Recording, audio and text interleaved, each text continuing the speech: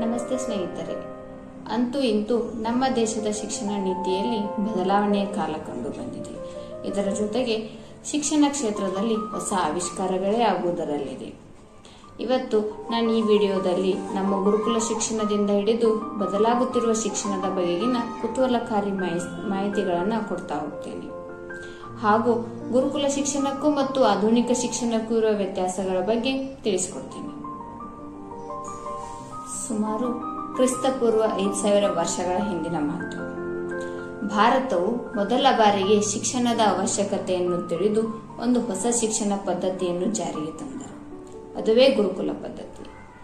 ಗುರುಕುಲ ಅಂದರೆ ರಾಜನ ಮಕ್ಕಳಿಂದ ಸಾಮಾನ್ಯ ಪ್ರಜೆಯ ಮಕ್ಕಳ ತನಕ ಯಾವುದೇ ಆಸ್ತಿ, ಅಂತಸ್ತು, ಮೇಲು ಕೀಳು ಎಂಬ ಭಾವನೆ ಇರದೆ ಒಂದೇ ಕಡೆ ಒಂದೇ ರೀತಿ ಗುರುವಿನ ಹತ್ತಿರ ಅಥವಾ ಆಶ್ರಮದಲ್ಲಿ ವಿದ್ಯಾಭ್ಯಾಸ ಮಾಡುವುದೇ ಗುರುಕುಲ ಎಂದು ಕರೆಯುತ್ತಾರೆ. ಇಂತಹ ವಿದ್ಯಾಭ್ಯಾಸದಲ್ಲಿ ಯಾವುದೇ ರಾಜನ ಅಥವಾ ಆಡಳಿತಾಧಿಕಾರಿಯ ಹಸ್ತಕ್ಷೇಪವಿರುವುದಿಲ್ಲ. ಗುರುಗಳ ನಿರ್ಧಾರವೇ ಕೊನೆಯದಾಗಿರುತ್ತದೆ. 5 ವರ್ಷದ ಮಕ್ಕಳಿಂದ ಹಿಡಿದು ಇಲ್ಲಿ 18 ರೀತಿಯ ಶಿಕ್ಷಣಗಳನ್ನು ನೀಡುತ್ತಾರೆ. ಅದರಲ್ಲಿ ಸಾಮಾನ್ಯ ಜ್ಞಾನ, ನಡವಳಿಕೆ, ಸಂಬಂಧಗಳ ಬಗ್ಗೆ, ಆರ್ಥಿಕ ನೀತಿ, ರಾಜನೀತಿ ಹಾಗೂ ಆಧ್ಯಾತ್ಮಿಕ ವಿಚಾರಗಳ ಬಗ್ಗೆ ಇಲ್ಲಿ ಶಿಕ್ಷಣವನ್ನು ನೀಡುತ್ತಾರೆ. ಬೆಳಗಿನ ಜಾವ 5 ಗಂಟೆಯಿಂದ ಪ್ರಾರಂಭವಾದರೆ ಸಾಯಂಕಾಲ 7 ಗಂಟೆಯವರೆಗೆ ಒಂದಲ್ಲ ಒಂದು ರೀತಿಯ ಶಿಕ್ಷಣವನ್ನು ಇಲ್ಲಿ ನೀಡಲಾಗುತ್ತದೆ. ಬೆಳಗಿನ ಗಂಗಾರಾಧನೆ, ಯೋಗಾಭ್ಯಾಸದಿಂದ ಸಂಜೆಯ ಪ್ರಾರ್ಥನೆ, ಧ್ಯಾನದವರೆಗೆ ಹಲವಾರು ವಿಚಾರಗಳನ್ನು ಇಲ್ಲಿ ತಿಳಿಸಿಕೊಡಲಾಗುತ್ತದೆ. ಇದರಿಂದ ಮಕ್ಕಳಿಗೆ ಮಾನಸಿಕವಾಗಿ ಅಷ್ಟೇ ಅಲ್ಲದೆ ದೈಹಿಕವಾಗಿಯೂ ಪ್ರಬಲರಾಗುತ್ತಾರೆ. ಇಲ್ಲಿ ಗುರುಗಳು ಎಲ್ಲರಿಗೂ ಒಂದೇ ರೀತಿಯ ಶಿಕ್ಷಣವನ್ನು ನೀಡುತ್ತಿರಲಿಲ್ಲ. ಯಾರು ಯಾವುದರಲ್ಲಿ ಅತಿ ಹೆಚ್ಚು ಆಸಕ್ತಿ ಉಳ್ಳವರಾಗಿರುತ್ತಾರೋ ಅವರನ್ನು ಅದರಲ್ಲಿಯೇ ಶ್ರೇಷ್ಠ ವ್ಯಕ್ತಿಯನ್ನಾಗಿ ಮಾಡುತ್ತಾರೆ. ಮಹಾಭಾರತದಲ್ಲಿ ಗುರುಗಳಾದ ದ್ರೋಣಾಚಾರ್ಯರು ಪಂಚಪಾಂಡವರಿಗೆ ಒಂದೇ ರೀತಿಯ ಶಿಕ್ಷಣವನ್ನು ನೀಡದೆ ಅರ್ಜುನನಿಗೆ ಧನುರ್ವಿದ್ಯೆಯಾದರೆ ಭೀಮನಿಗೆ ಗದಾಯುದ್ಧ, ಹಾಗೆ ಅವರ ಆಸಕ್ತಿಗಳನ್ನು ಗಮನದಲ್ಲಿಟ್ಟುಕೊಂಡು ಆ ವಿದ್ಯೆಯಲ್ಲಿ ಅವರನ್ನು ಶ್ರೇಷ್ಠ ವ್ಯಕ್ತಿಗಳನ್ನಾಗಿ ಮಾಡುತ್ತಿದ್ದರು. ಗುರುಕುಲದ ಶಿಕ್ಷಣ ಮುಗಿದ ನಂತರ ಪರೀಕ್ಷೆಯು ಬರವಣಿಗೆಯ ರೂಪದಲ್ಲಿರಲಿಲ್ಲ, ಬದಲಿಗೆ ಪ್ರಯೋಗದ ರೂಪದಲ್ಲಿತ್ತು. ಗುರುಕುಲ ಶಿಕ್ಷಣ ಎಂದರೆ ಪುಸ್ತಕದ ವಿದ್ಯಾಭ್ಯಾಸವಲ್ಲ, ಬದಲಿಗೆ ಜ್ಞಾಪಕ ಶಕ್ತಿಯಾಗಿತ್ತು. ಇಲ್ಲಿ ವಿದ್ಯಾಭ್ಯಾಸವು ಒಬ್ಬರಿಗಾಗಿ ಇರಲಿಲ್ಲ, ಒಬ್ಬರಿಂದ ಒಬ್ಬರಿಗೆ ವಿನಿಮಯವಾಗುತ್ತಿತ್ತು. ಗುರುಕುಲದಲ್ಲಿ ಗುರುದಕ್ಷಿಣೆಯ ಪದದ ಅರ್ಥವೇ ಬೇರೆಯಾಗಿತ್ತು. ವಿದ್ಯಾಭ್ಯಾಸವು ಮುಗಿದ ನಂತರ ಗುರುಗಳು ಏನು ಕೇಳುತ್ತಾರೋ ಅದನ್ನು ಕೊಡಬೇಕಿತ್ತು. ಅದು ಹಣದ ರೂಪದಲ್ಲಿ ಅಥವಾ ಕೆಲಸದ ರೂಪದಲ್ಲಿ ಆಗಿತ್ತು. ವಿದ್ಯಾಭ್ಯಾಸವು ಮುಗಿದ ನಂತರ ಒಬ್ಬ ಸದೃಢ ವ್ಯಕ್ತಿಯಾಗಿ ಹೊರಬಂದು ಅವನ ಕಲಿಕೆಯನ್ನು ಪ್ರಯೋಗ ಮಾಡಿ ಸಮಾಜದಲ್ಲಿ ಯಶಸ್ಸನ್ನು ಕಂಡು ಒಬ್ಬ ಒಳ್ಳೆಯ ಶ್ರೇಷ್ಠ ವ್ಯಕ್ತಿಯಾಗಿ ಹೊರಹೊಮ್ಮುತ್ತಿದ್ದರು. ಇಲ್ಲಿಯವರೆಗೆ ಗುರುಕುಲದ ಆಚಾರ ವಿಚಾರಗಳ ಬಗ್ಗೆ ತಿಳಿದುಕೊಂಡೆವು. ಇನ್ನು ಗುರುಕುಲ ಶಿಕ್ಷಣದ ಬಳಿಕ ಆದ ಸಂಶೋಧನೆಗಳ ಉಲ್ಲೇಖಗಳ ಬಗ್ಗೆ ತಿಳಿದುಕೊಳ್ಳೋಣ.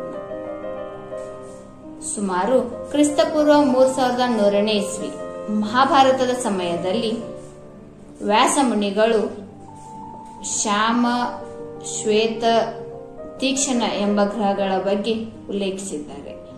ಅದುವೇ ಈಗಿನ ಯುರೇನಸ್, ನೆಪ್ಚೂನ್, ಪ್ಲೂಟೋ. ಅಂದರೆ ಗುರುಕುಲ ಶಿಕ್ಷಣದಲ್ಲಿ ಅಂತರಿಕ್ಷಗಳ ಬಗ್ಗೆಯೂ ಸಂಶೋಧನೆ ಮಾಡಲಾಗಿದ್ದರು ಎಂದರ್ಥ.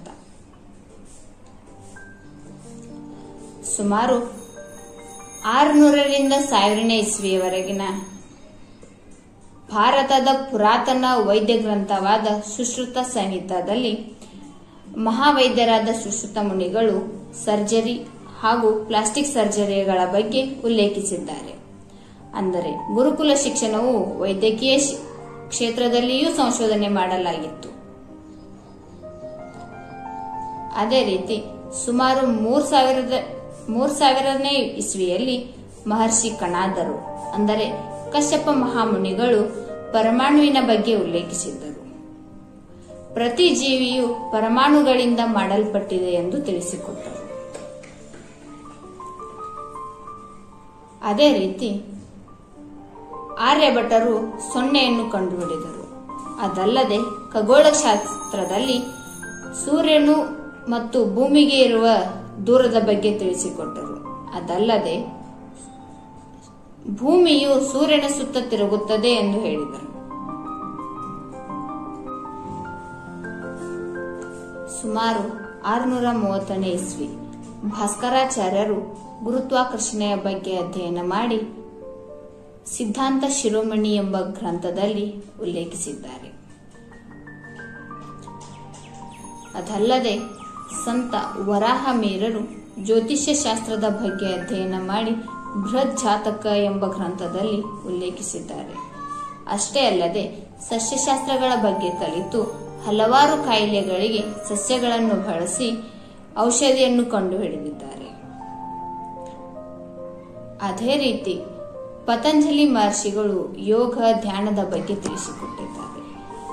84 ರೀತಿಯ ಯೋಗಾಭ್ಯಾಸಗಳನ್ನು ಮುಂದಿನ ಪೀಳಿಗೆಗೆ ಕೊಡುಗೆಯಾಗಿ ನೀಡಿದ್ದಾರೆ. ಗುರುಕುಲವು ಪ್ರಕೃತಿಯಲ್ಲಿ ನಡೆಯುವ ಗುರುಕುಲ ಶಿಕ್ಷಣದಿಂದಾಗಿ ಸಂಶೋಧನೆ, ಅನುಭವದ ಕಲಿಕೆಯನ್ನು ನೀಡುತ್ತಿದ್ದರು ಮತ್ತು ಗುರು ಶಿಷ್ಯರ ಸಂಬಂಧವು ಬಹಳ ಆಳವಾಗಿರುತ್ತಿತ್ತು. ಇಲ್ಲಿ ಪುಸ್ತಕದ ವಿದ್ಯಾಭ್ಯಾಸವಲ್ಲ ಅಷ್ಟೇ ಅಲ್ಲದೆ ಎಲ್ಲ ರೀತಿಯ ವಿದ್ಯಾಭ್ಯಾಸದ ಬಗ್ಗೆ ತಿಳಿಸಿಕೊಡುತ್ತಿದ್ದರು. ಅಂದರೆ ಕ್ರೀಡೆ, ಕೃಷಿ, ಯುದ್ಧ, ರಾಜನೀತಿಗಳ ಬಗ್ಗೆ ತಿಳಿಸಿಕೊಡುತ್ತಿದ್ದರು. ಅದೇ ರೀತಿ ಆಧುನಿಕ ಶಿಕ್ಷಣ ವ್ಯವಸ್ಥೆಯಲ್ಲಿ ಪುಸ್ತಕದ ಕಲಿಕೆ ಅಷ್ಟೇ ಆಗಿದೆ. ಇವು ತರಗತಿಯಲ್ಲಿ ನಡೆಯುತ್ತವೆ. ಇಲ್ಲಿ ಎಲ್ಲ ವಿದ್ಯಾರ್ಥಿಗಳಿಗೂ ಒಂದೇ ರೀತಿಯ ಶಿಕ್ಷಣವನ್ನು ನೀಡುತ್ತಾರೆ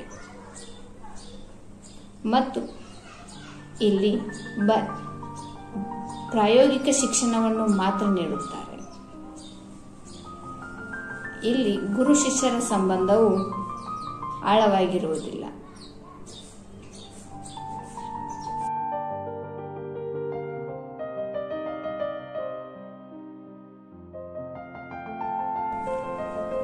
ಇಲ್ಲಿಗೆ ಈ ವಿಡಿಯೋನ ಮುಗಿಸ್ತಾ ಇದ್ದೇನೆ. ಧನ್ಯವಾದಗಳು.